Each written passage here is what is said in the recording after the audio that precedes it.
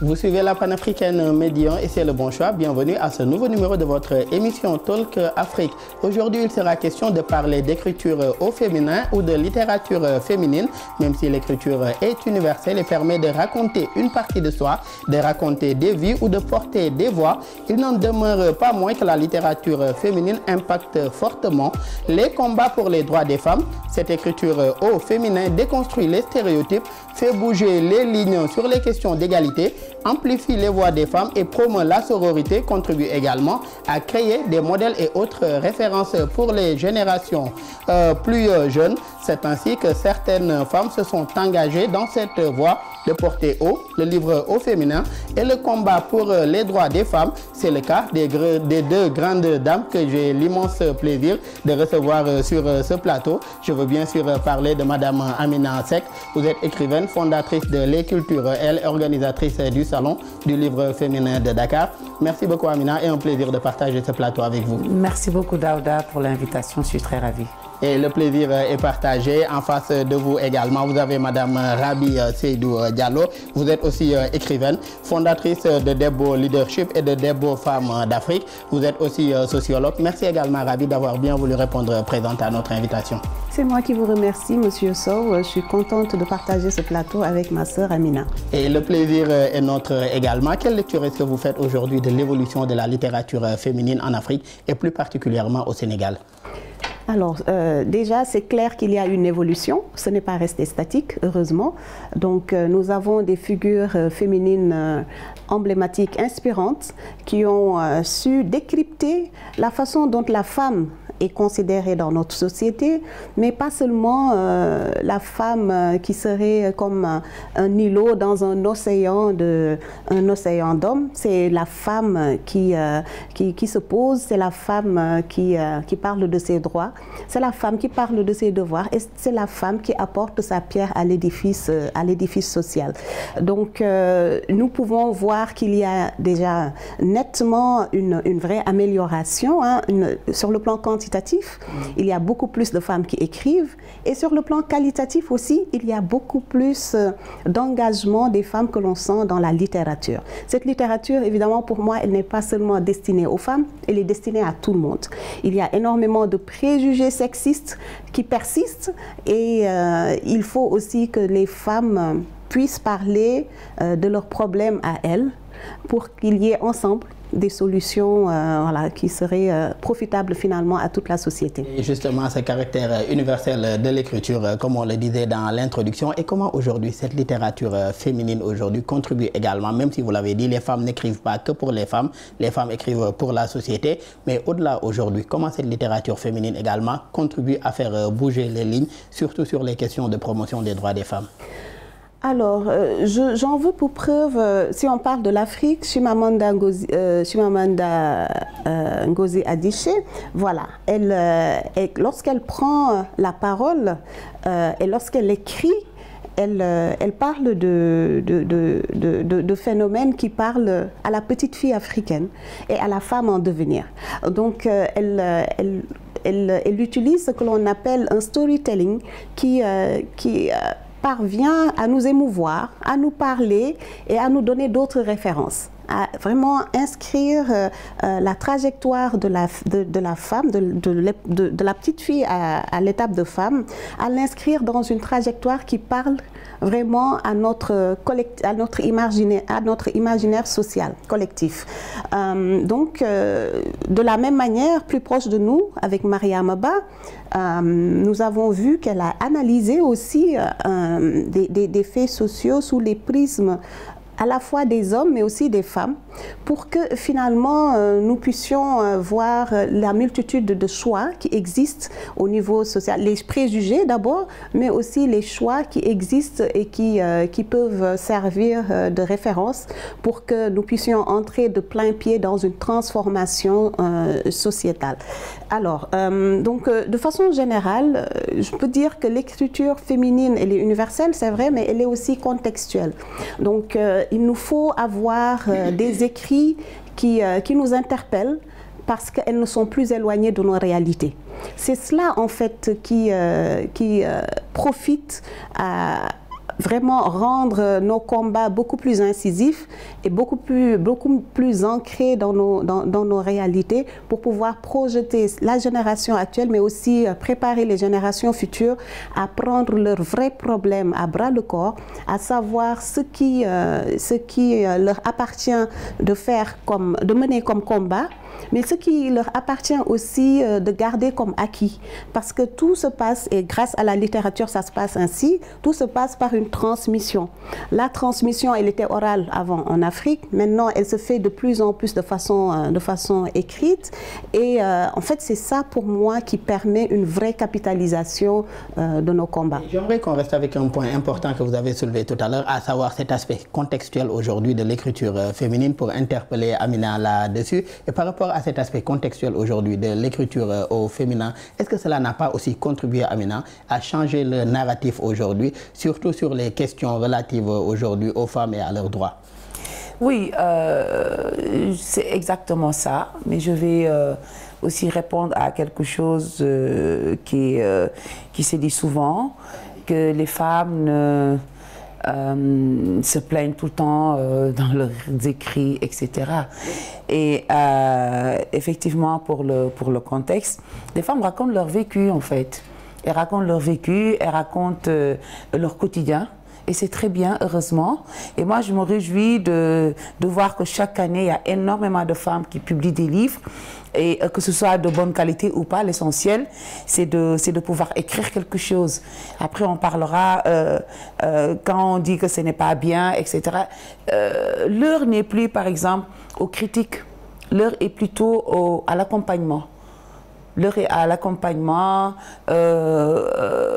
C'est pour ça que je dis, quand on parle de contexte, c'est effectivement ce qui se passe, c'est qu'il y en a énormément qui écrivent et qui racontent leur quotidien actuel.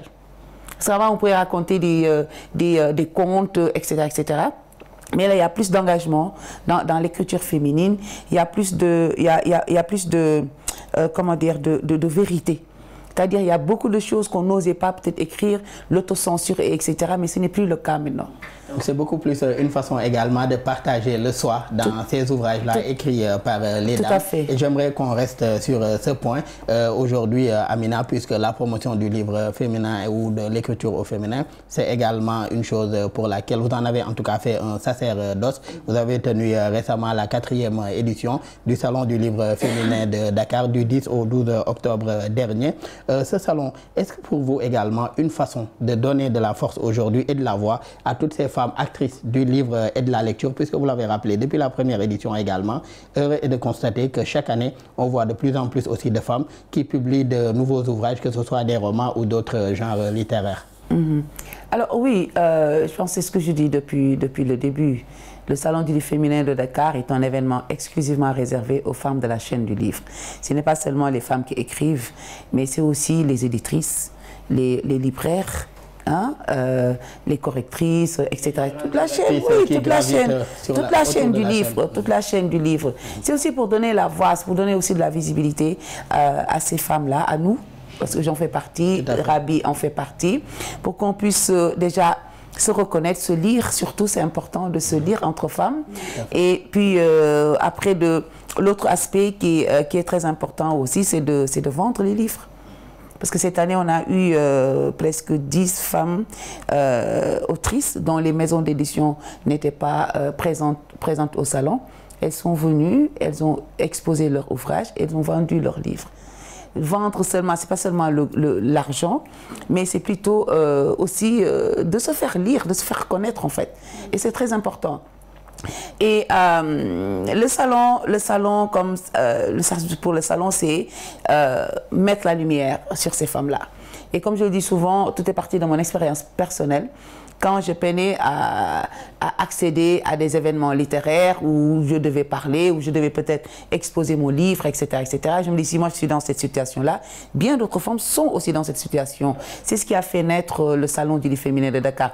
Et encore l'autre chose, l'autre point dont je suis très fière, j'ose le dire, c'est les résidences de création et d'écriture de nouvelles où je fais écrire pour la première fois des femmes. Et ça, c'est pas rien en fait. Tout à fait. C'est pas rien. Donc à ce jour, on a 4 recueils de nouvelles écrits par des femmes qui sont dans les librairies. Et surtout le fait de mettre plusieurs femmes, des fois une dizaine de femmes ensemble pour travailler ensemble sur des thématiques données et publier ces recueils-là de nouvelles. Et j'aimerais qu'on reste avec le salon pour parler des différentes thématiques que vous avez eu à aborder au fil des années. Après féminisme et affirmation de la femme également comme thématique de la première édition. Vous avez parlé de l'écriture du soi. Nous en avons parlé tout à l'heure pour la deuxième. Littérature également, exil et quête identitaire, ainsi que résistance pour l'édition 2025. À la lecture de ces différentes thématiques que vous avez eu à développer, est-ce une façon également pour vous aujourd'hui de faire de la littérature cet instrument de liberté et surtout de transformation sociale? Oui, c'est exactement ça. Hein. Je pense que vous-même vous avez répondu à la question. En fait, l'idée, en fait, ce n'est pas seulement de parler du livre, mais de parler des contenus du livre. Parce que quand on parle de soi, l'écriture de soi, c'est cette façon-là de se raconter en tant que femme.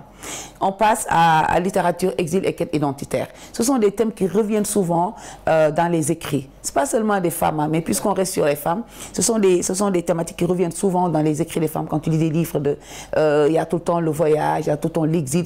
Et l'exil, ce n'est pas seulement partir, il y a même l'exil en soi, l'exil personnel. Exactement, il y a tout ça. Et après, il y a résistance. Résistance, je dis, je m'approprie ce thème-là. Résister pour que le salon puisse continuer d'exister. C'est ça en fait. Après, il y a eu d'autres thématiques qui sont sorties, comme les résistantes africaines qui se sont battues pour la liberté des peuples. Il y a la résistance dans la politique, toutes ces femmes qui sont invisibilisées dans la politique, etc. etc. Donc c'est ça, je pense que c'est une suite logique. L'année prochaine, j'ai déjà le thème, je ne veux pas encore en parler, mais en fait c'est toujours... La dernière fois, j'ai lu un commentaire sur Facebook, quelqu'un qui demande, quand on a posté les affiches des thèmes et tout ça, qui demande mais où est la littérature dans ça?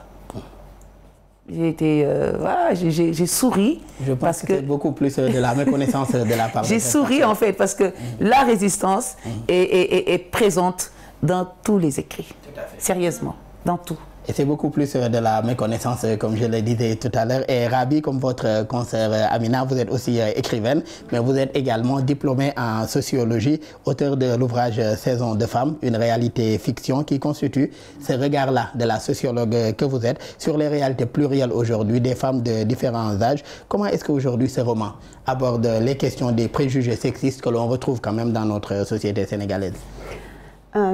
Permettez-moi, avant de parler de mon roman, de profiter de ce moment pour féliciter vraiment Amina pour sa ténacité. Hein. D'abord, son audace, l'audace de créer, parce que c'est toujours, c'est difficile de créer, mais c'est gratifiant parce qu'après on devient pionnier ou pionnière. Donc, elle a raison de parler de résistance parce que lorsqu'il y a justement énormément d'obstacles, résister devient la norme, ça s'impose, sinon on disparaît. Donc vraiment, je l'encourage beaucoup et j'espère que, j'ai foi même que ce salon du livre féminin verra vraiment une éclosion, une expansion vraiment très très très grande, au-delà même de ses souhaits. Alors, cela dit, Saison de femmes, c'est un premier roman. Et comme tout premier roman, il l'embrasse beaucoup. Il y a beaucoup de choses là-dedans. Et justement, lorsque la sociologue que je suis essaie d'analyser les structures ou la structuration sociale, elle a aussi en face d'elle la voix de la femme sénégalaise qui est née ici, qui a grandi ici et qui a subi aussi les préjugés sexistes ou en tout cas les regards qui se portent sur sa trajectoire et sur ses façons de penser ou d'agir. Donc, Saison de femmes, c'est 12 chapitres qui sont indépendants l'un de l'autre, mais en même temps solidaires. Ils peuvent autant se lire comme 12 nouvelles, parce que ma cible première, ce sont les jeunes, que ce soit des jeunes filles ou des jeunes hommes, en tout cas des citoyens et citoyennes en formation, parce qu'il s'agit aussi d'essayer d'apporter une petite contribution à cette édification de la personne, hein, pour qu'elle puisse voir qu'est-ce qu'est-ce qui relève du subjectif et qu'est-ce qui relève de l'objectif. Qu'est-ce qui peut apporter une plus-value à notre vivre ensemble et qu'est-ce qui finalement est un frein à enlever et un frein en fait un obstacle qui peut être enlevé. Donc, puisque je suis sociologue, je ne juge pas, je ne porte pas de jugement, mais je mets en face des positions antagonistes, parfois avec de l'humour, pour que finalement on se rende compte qu'en réalité, il y a beaucoup de choses que l'on peut enlever par soi-même si on prête seulement attention à ces facteurs. À travers ces 12 chapitres-là, la sociologue également et l'autrice que vous êtes, à ce regard décalé aujourd'hui vis-à-vis de cette société sénégalaise, est-ce qu'on y retrouve également dans ces 12 chapitres, comme vous l'avez dit, séparés également, mais qui sont tout aussi solidaires, est-ce qu'on y retrouve aussi du soi? Puisque Amina le disait tout à l'heure, quand il y a également cette écriture, quand on écrit également, on partage une partie de soi, qu'on le veuille ou pas. Est-ce qu'on y retrouve également dans Saison de femmes, cette partie de soi également de l'autrice Raby? Oui, on y trouve une partie de moi-même. Ça, je le dis, même si ce n'est pas évidemment une autobiographie, mais c'est un livre que j'ai écrit en 3 semaines. Donc très rapidement, de façon intuitive, parce que ce sont des idées, un vécu qui se bousculait dans ma tête et qui avait envie de prendre forme sous forme d'écrit. Donc, mais vraiment, ce qui relève vraiment de mon aventure personnelle, c'est mon passage à Mariama Ba, à l'école Mariama Ba. Moi, je me revendique toujours doublement de Mariama Ba. Aussi bien la femme de lettres, qui a su analyser, passer notre société de l'époque sous radiographie, mais aussi l'école Mariama Ba, voilà, le lycée, devenu maintenant le lycée d'excellence Mariama Ba de Gorée, où les jeunes filles qui venaient à l'âge de 11-12 ans ressortaient à 17-18 ans formatées d'une certaine manière, avec certaines valeurs et surtout en qui on a mis beaucoup d'assurance en elles-mêmes pour qu'elles ne voient pas leur statut, leur sexe féminin comme une tare, encore moins comme une faiblesse. Nous n'étions pas le sexe faible, nous étions plutôt des femmes pensantes qui devaient apporter fondamentalement leur contribution dans l'édifice de la société sénégalaise et partout dans le monde. Et je crois que les bachelières, les filles en tout cas qui viennent de Mariama Ba, ont su apporter, vraiment aller dans des domaines très diversifiés et vraiment s'implanter dans le monde entier, dans des secteurs clés. D'ailleurs, toutes les deux, en tout cas, vous êtes dans ce domaine-là, en tout cas, de bâtir ou bien de contribuer à bâtir ce monde plus juste et plus égalitaire également entre femmes et hommes. Et c'est en tout cas le travail que vous menez toutes les deux dans vos domaines respectifs autant pour moi. Et Amina, vous êtes aussi auteur, je le disais au tout début, Voyage en dents de scie, un roman également qui raconte Ndeye, une Dakaroise, partie un beau jour pour Repos, un village perdu au fin fond de la brousse. Vous avez également publié Mauvaise pente, qui s'interroge sur comment remonter la pente après avoir touché le fond. Comment certaines ou bien tous ces œuvres en tout cas que vous avez eu à écrire constituent ainsi une arme de résilience et de mémoire pour l'auteur que vous êtes et même pour les lecteurs qui lisent ces ouvrages-là? Alors déjà, je pense que l'écriture aussi, on prend toujours en compte l'état d'esprit où on est au moment où on écrit. Et je pense que ça a un sens, c'est très important. Ce moment-là où on prend pour la première fois la plume, oui, et puis on démarre la première phrase, etc., jusqu'à la fin, jusqu'à mettre en point. C'est très important. Oui, parce que au moment où moi j'écrivais Mauvaise pente, par exemple, je venais de faire une reconversion professionnelle, pas préparée du tout. Il fallait vraiment m'occuper de quelque chose. Et je regardais les femmes autour de moi, ma mère en premier, et j'ai voulu raconter cette solitude-là des femmes. qui n'est pas partagée en fait.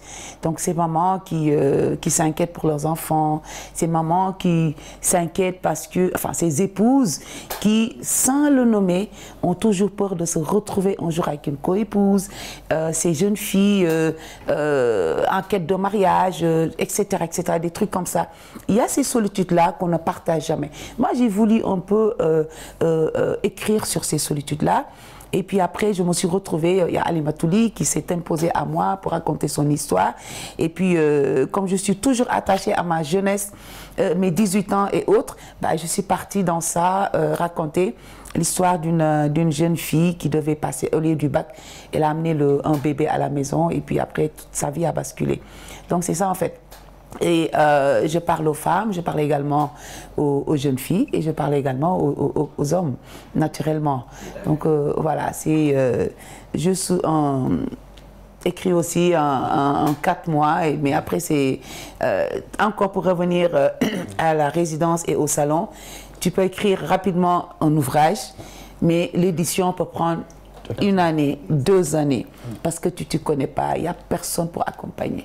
Donc, voilà. Et justement, à travers le salon que vous dirigez en tout cas, puisque vous en êtes à votre 4e édition, est-ce que vous travaillez aussi sur cet aspect-là, davantage accompagner ces femmes-là qui écrivent, davantage les accompagner, surtout sur la question de l'édition, puisque beaucoup ont cette envie-là, ou bien écrivent déjà, mais peinent aujourd'hui à trouver un éditeur? Voilà, le salon aussi est une sorte de plateforme pour orienter les nouvelles écrivaines, je vais dire.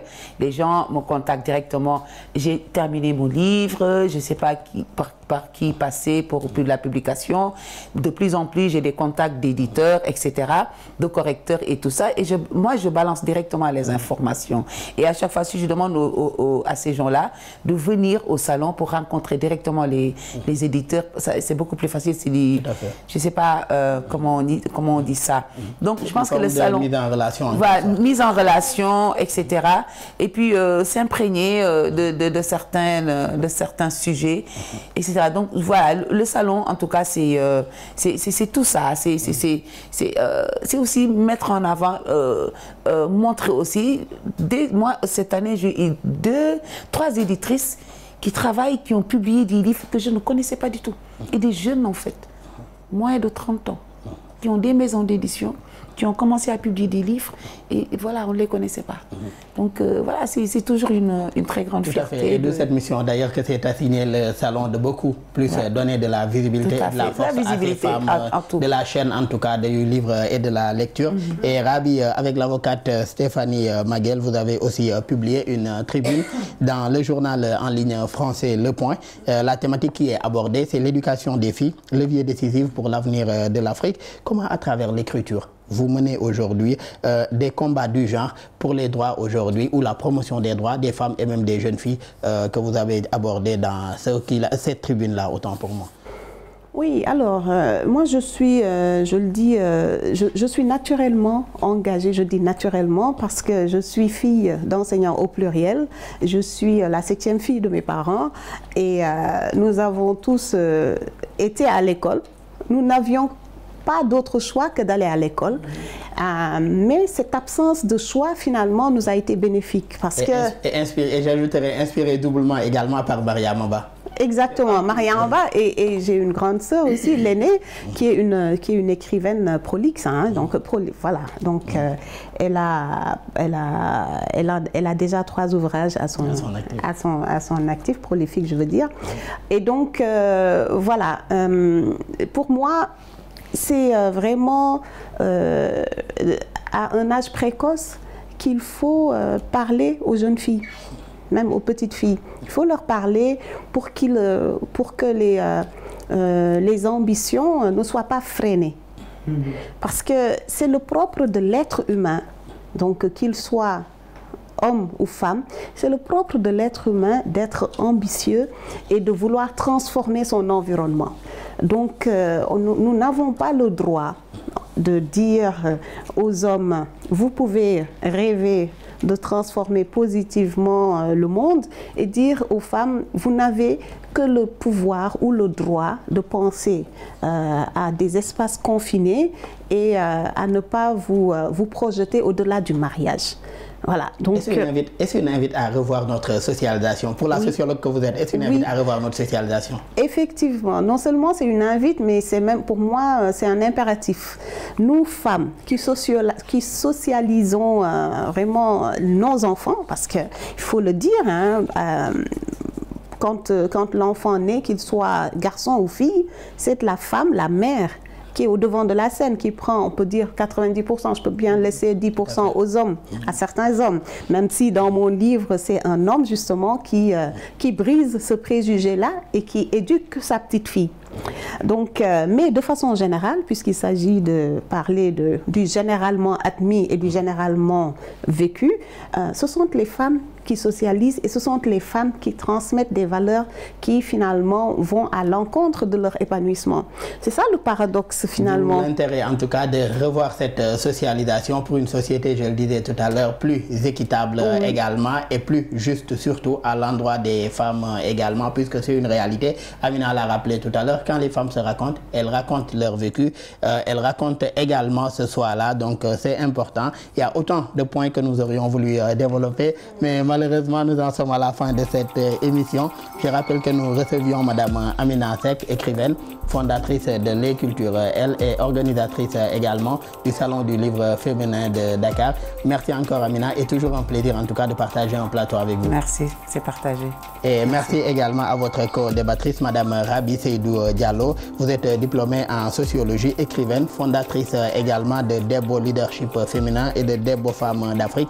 Merci encore Rabi pour cette disponibilité en tout cas dont vous avez fait montre et un plaisir aussi d'avoir partagé ce plateau avec vous. C'est moi qui suis honorée d'avoir partagé ce plateau. Merci. Merci également à nos collègues de l'équipe technique pour les facilitations et pour la réalisation de cette émission. Merci à vous tous qui nous suivez et très bonne suite de programme sur nos antennes.